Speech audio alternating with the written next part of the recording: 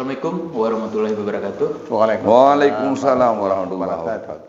Permisa podcast Lentera Umat yang terhormat, bertemu lagi dan alhamdulillah pada hari ini telah hadir bersama kita Bapak Jalaluddin SH MM.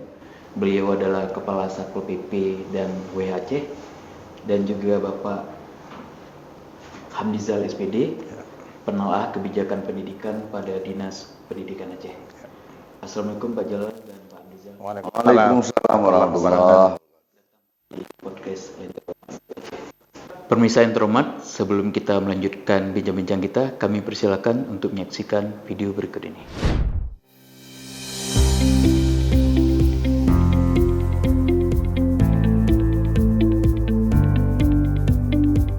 Instruksi Gubernur Aceh Nomor 1 Tahun 2025 tentang pelaksanaan sholat fardu berjamaah bagi aparatur negara dan masyarakat, serta pelaksanaan mengaji pada satuan pendidikan di Aceh telah dikeluarkan sejak Maret tahun 2025 lalu. Pelaksanaan sholat fardu diharapkan dilakukan secara berjamaah di masjid, musola, menasah, atau nama lain. Setiap jenjang satuan pendidikan formal wajib menyelenggarakan pengajian Al-Quran selama 15 menit sebelum pembelajaran dimulai.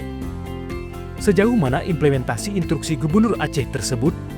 Simak selengkapnya pada podcast Lentera Umat kali ini.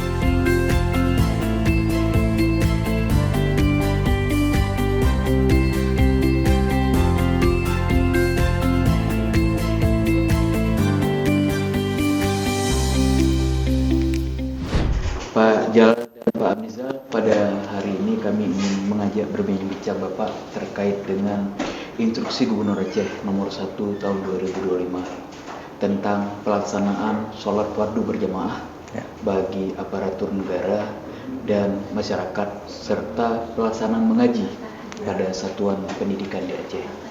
Sebagaimana kita ketahui bahwa pada tanggal 14 Maret 2025 bertepatan dengan tanggal 14 Ramadan 1446 Hijriah, Bapak Gubernur Aceh telah menetapkan instruksi Gubernur Aceh nomor 1 tahun 2025 tersebut. Dan kemudian selanjutnya juga pada tanggal 17 Maret 2025, Bapak Gubernur Aceh memimpin rapat bersama Forkopimda dan Bupati Wali Kota se-Aceh terkait dengan pelaksanaan instruksi Gubernur Aceh tersebut. Baik. Bapak Jalal selaku Kepala Sekretariat Satpol PP dan WHC, kami yakin juga hadir pada pertemuan tersebut. Apa penyampaian dan harapan dari Bapak Gubernur terkait dengan pelaksanaan instruksi Gubernur tersebut, Pak? Silakan. Baik, terima kasih. Sebenarnya Ingub nomor 1 tahun 2025 yang dikeluarkan oleh Bapak Gubernur Muzakir Manaf dan Wakil Gubernur Pak Fadullah ini merupakan harapan dari seluruh rakyat Aceh dalam rangka salah satu upaya menerapkan syariat Islam secara kafah di Aceh. Hal ini sebenarnya menyauti atau instruksi untuk seluruh rakyat Aceh untuk kembali melaksanakan syariat Islam yang benar. Jadi oleh karena itu seluruh masyarakat Aceh sebenarnya menyambut baik ini.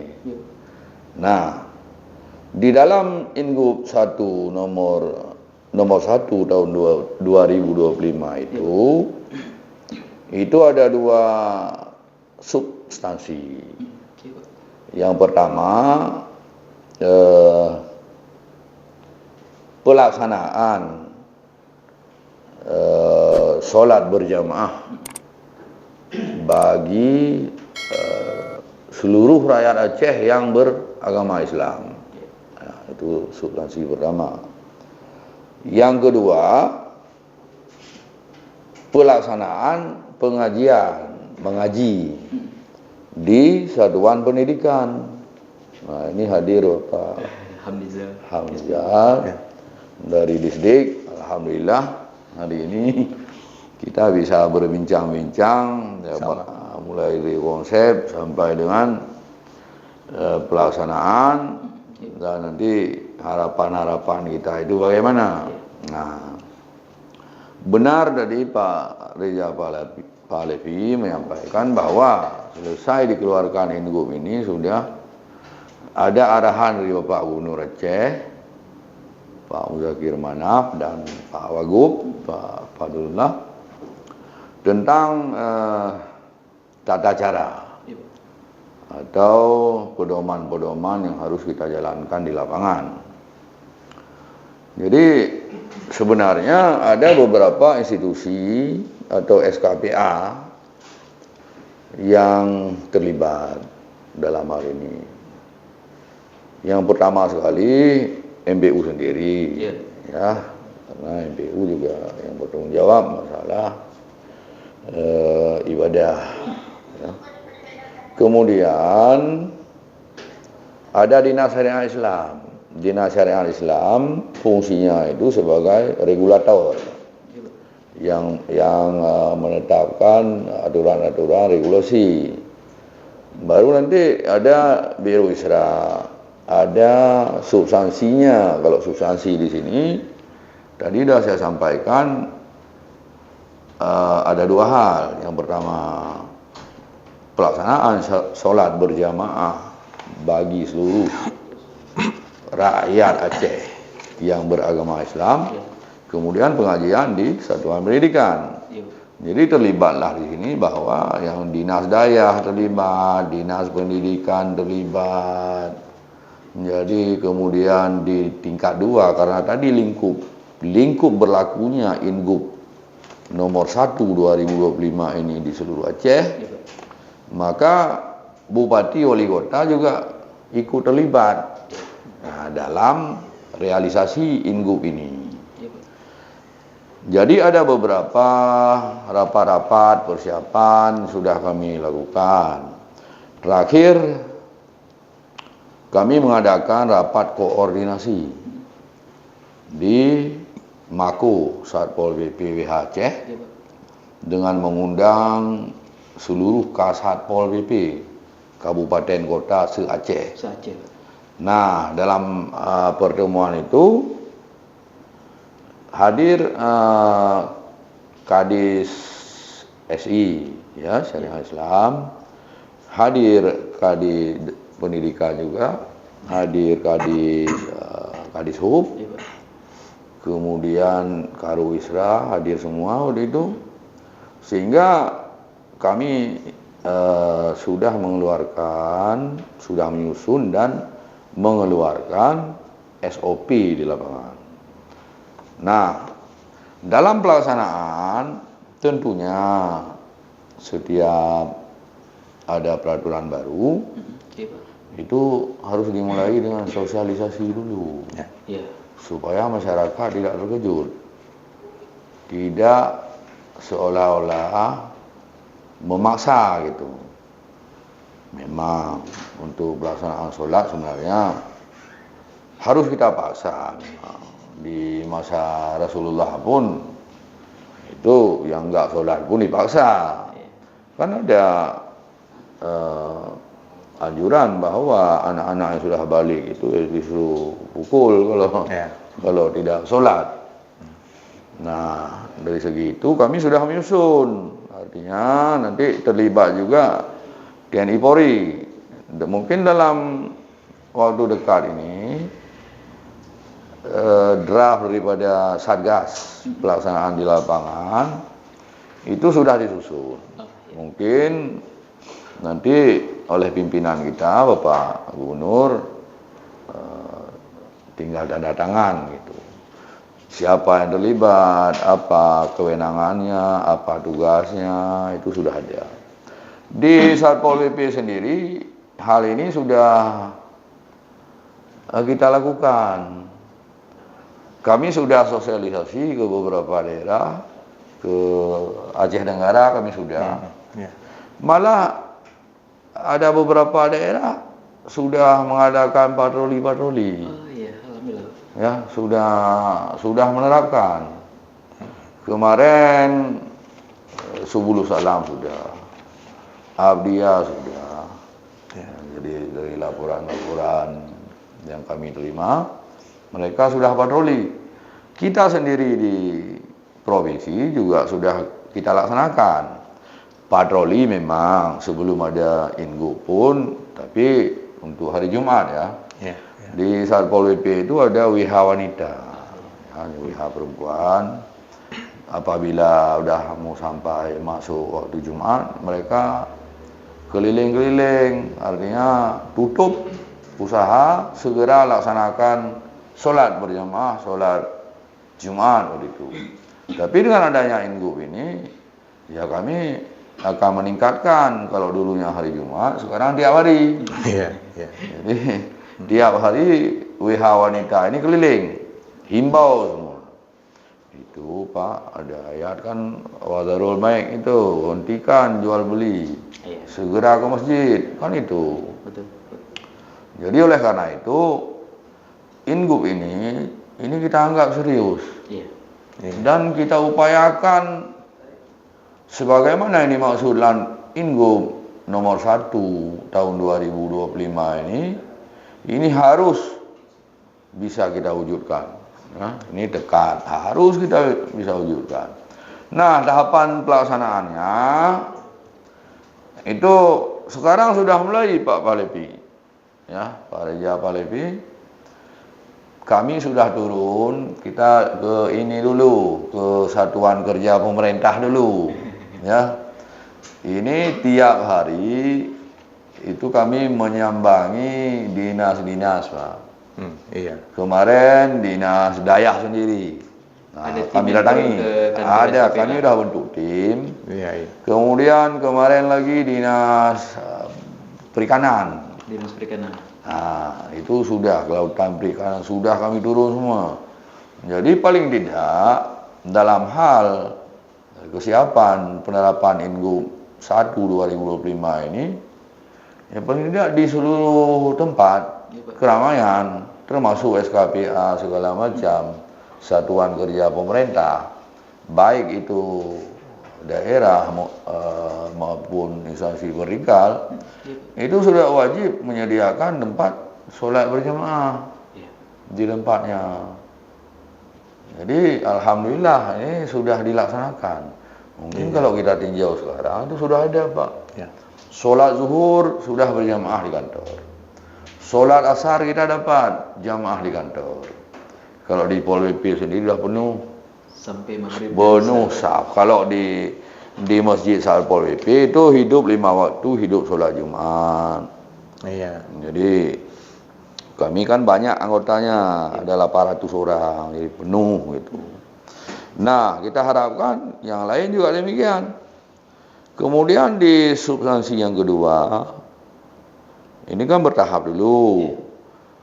Galakkan dulu pemerintah untuk role model bagi masyarakat.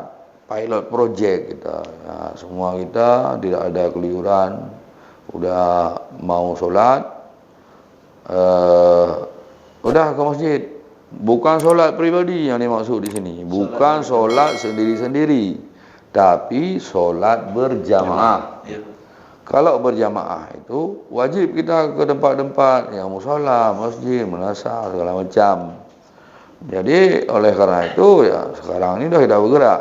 Dan Ingup ini menurut saya sudah jalan 30%. Nah, sampai saat ini 30%. Nah, yang kedua, nanti mungkin Bapak menjelaskan bagaimana realisasi penerapan Ingup ini di lingkungan pendidikan. Ya, karena kami nanti akan memantau. Itu fungsi daripada Satpol BPWH itu memantau nanti, memantau, terus bergabung. Ya, kalau ada pengajian nanti saya bagi-bagi tugas. Malah sekarang Pak Palepi, saya udah buat tim besar di kantor itu. Karena saya teringat waktu apel perdana dengan Bapak Gubernur, menekankan betul. Iya. Saya dipanggil waktu itu, diapel. Itu Satpol PP, kata beliau, kalau nggak cukup personil, minta sama saya tambahkan. Yang penting ini kita gas, harus jalan gitu.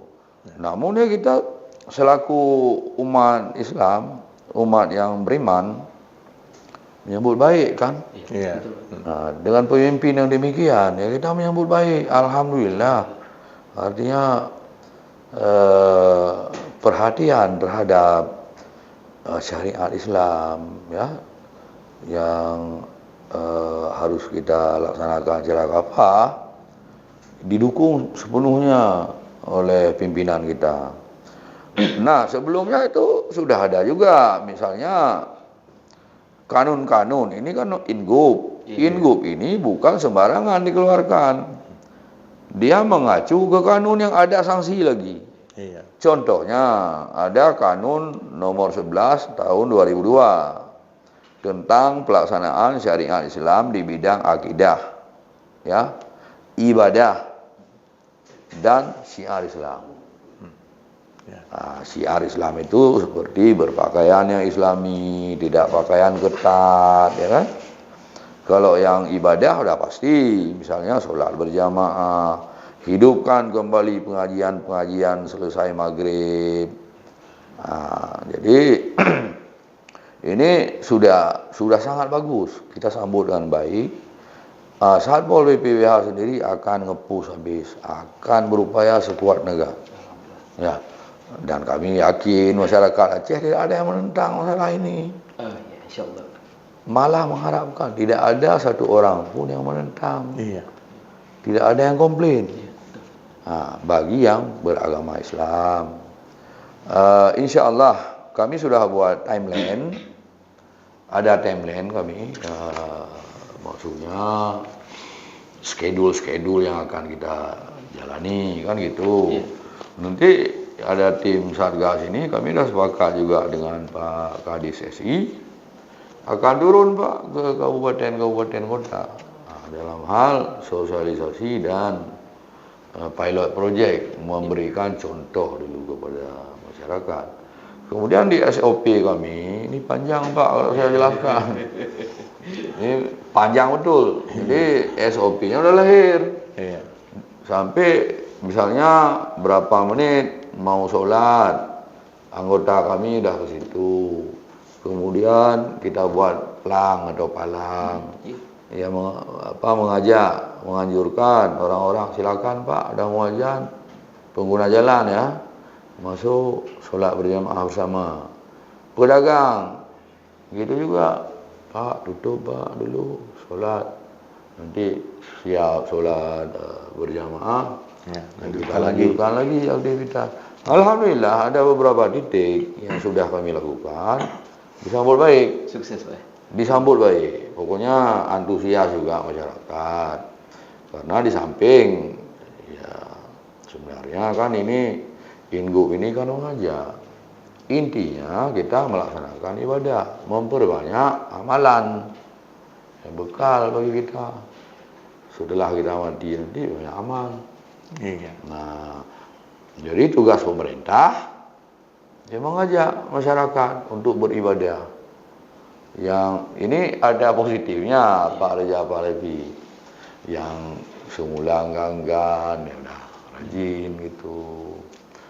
Ada perkembangan, ya, ada perkembangan ke arah positif. Ya, insyaallah saya yakin, tapi bertahap. 1 tahun 2 tahun dah jalan ini. Insyaallah Pak. Insyaallah. Jadi demikian baik. Pak, gambaran awal dulu. Iya. Pak Nizal, dalam instruksi Gubernur Aceh nomor 1 tahun 2025 tersebut juga mengamanatkan bahwa setiap satuan pendidikan yang ada di Aceh wajib melaksanakan pengajian 15 menit sebelum proses belajar mengajar. Iya. Bagaimana Dinas Pendidikan menindaklanjuti instruksi Gubernur tersebut, apalagi dengan kondisi di kabupaten kota, mereka yang menangani pendidikan dasar SD dan SMP. Silakan Pak. Ya, terima kasih. Assalamualaikum warahmatullahi wabarakatuh. Waalaikumsalam. Assalamualaikum warahmatullahi wabarakatuh. Segala puji bagi Allah, selawat pada Rasulullah SAW. Yang saya hormati senior saya nih, Pak Jalal Kepala Satuan Satpol PP Aceh, dan juga sebagai awas hari ini Pak Reza Palepi, ya juga orang saya kenal ya. Mungkin Pak Reza nggak familiar lagi dengan saya. Mohon maaf Pak Reza, Pak Jalal, hari ini Pak Kadis tidak bisa bersama kita karena beliau melaksanakan tugas di luar daerah, yaitu di Sinabang. Ya, Simuluri kemarin. Yang itu beliau mewakilkan ke saya, dan mudah-mudahan apa yang saya sampaikan sesuai atau setidaknya memenuhi standar minimal apa yang diharapkan dari podcast hari ini. Sesuai kewenangan saya menyampaikan bahwa sebelum adanya Ingkup nomor 1 tahun 2025 itu kita sudah mempedomani Kanun Pendidikan nomor 11 tahun 2016 sebagai bagian dari turunan UUPA, Undang-Undang Pemerintah Aceh nomor 11 tahun 2006. Nah, dengan lahirnya Instruksi Gubernur nomor 1 tahun 2025 ini lebih menekankan, lebih leluasa kami dalam melaksanakan apa yang menjadi isi dari Ingkup itu. Misalnya sesuai dengan Kanun nomor 11 tahun 2016 itu di sekolah sudah diwajibkan salat berjamaah. Iya. Sudah diwajibkan. Cuman tidak menjadi hal yang mutlak wajib dalam makna aturan, bukan dalam makna syariat ya. Karena dibatasi oleh kemampuan kita menyediakan fasilitas. Terbentur fasilitas. Iya. Di misalnya tempat ibadah, musala atau ruang yang bisa digunakan untuk salat berjamaah. Di samping itu juga ada sekolah yang jumlahnya ribuan. Ya. Jadi enggak bisa, bahkan kita bikin pakai shift. 2 shift atau 3 shift juga enggak tercover. Nah, ini bagian, tapi setidaknya kita sudah melakukan tugas-tugas sebagaimana tuntutan Kanun dan Ingkup ini. Nah, dengan lahir Ingkup ini juga Pak Kadis Dik Aceh, Pak Martunis sudah mengeluarkan surat edaran juga. Kita sudah tahu bagaimana pembatasan jam malam terhadap pelajar Aceh yang ada di Banda Aceh, terutama ada di Kota Talai. 5 malam hari. Iya, cuman nanti Pak Jalal sebagai Ketua Satpol PP supaya ini bisa menjadi lintas sektor, lintas dinas, sehingga dia ditingkatkan dari surat edaran Kepala Dinas Pendidikan Aceh mungkin menjadi surat edaran Gubernur. Karena ini menjadi bagian hal yang menjadi aturan atau aturan diregulasinya. Nah, mudah-mudahan nanti ada perubahan sehingga nanti kerjasama lintas dinas atau lintas SKPA dengan Ingkup dan lahirnya surat edaran ini menjadi satu hal yang benar secara hukum. Nah, kemudian terkait dengan sarana di sekolah tadi, kita membutuhkan kurang lebih 40% lagi dari jumlah sekolah yang ada, yaitu SMA SMK jumlahnya 766 satuan pendidikan Di 23 kabupaten kota. Itu untuk tingkat SMA aja ya. Iya. Itulah sesuai Undang-Undang 23. Kita punya kewenangan di SMA, SMK dan SLB, Pak. Sekolah luar biasa. Ya. Jadi di pendidikan dasar, SMP, SD itu tidak menjadi kewenangan kita. Di kabupaten kota. Maka nanti sesuai kewenangan ini maka ada kewenangan di kabupaten kota yaitu Bupati Wali Kota, dan ada jadi kewenangan kita di provinsi yang tidak bisa diwakilkan ke kabupaten kota. Artinya sesuai dengan tadi SMA, SMK itu kewenangan kita, dan SLB, SD, SMP kewenangan kabupaten kota. Nah, sehingga pemilahan ini sesuai Undang-Undang 23 tahun 2014 ya. 2014 Ya, tentang pemerintahan sebagai bagian dulu ada peralihan kewenangan. Maka di sinilah keberadaan kita. Nah, sehingga nanti secara aturan kita bisa anggarkan, kita bisa tunjukkan personel, juga kita bisa sediakan sarana prasarana sesuai dengan pembiayaan kewenangan di kita. Bagaimana dengan koordinasi dengan Dinas Pendidikan Kabupaten Kota? Walaupun mereka menangani pendidikan dasar SD SMP, apakah kita akan melakukan koordinasi untuk tindak lanjut Ingup ini atau sudah melakukan koordinasi, Pak Abdizal? Iya, kita kan punya cabang dinas. Cabang Dinas Pendidikan. Iya, cabang Dinas Pendidikan Aceh itu tersebar di kabupaten kota sebanyak 20 cabang dinas. Iya. Dan mereka ini berkoordinasi dengan bupati, wali kota di daerah penugasan mereka. Nah, inilah ujung tombak kita untuk mempercepat, mempertegas atau serius untuk menindaklanjuti apa yang menjadi Ingup ini. Nah, hanya saja karena memang tadi jumlah kita banyak, personil kita Pak di gedung utama saja 500 lebih, hampir 600. Kami setiap waktu jam kerja itu ada masa waktu salat, zuhur, asar tetap berjemaah. Tetapi 3 shift pun tidak cukup. Kalau proses mengaji gimana? Sebelum 15 menit sebelum proses belajar mengajar, Ya, kapan kira-kira mulai direalisasi bahasanya? Sesuai dengan kanun ya, sebelum lahirnya Ingup ini, itu sudah jalan Pak. Oh, sudah jalan, alhamdulillah. Sudah jalan. Cuman nanti diatur di kurikulum, karena itu sedikit menghabiskan waktu jam efektif belajar.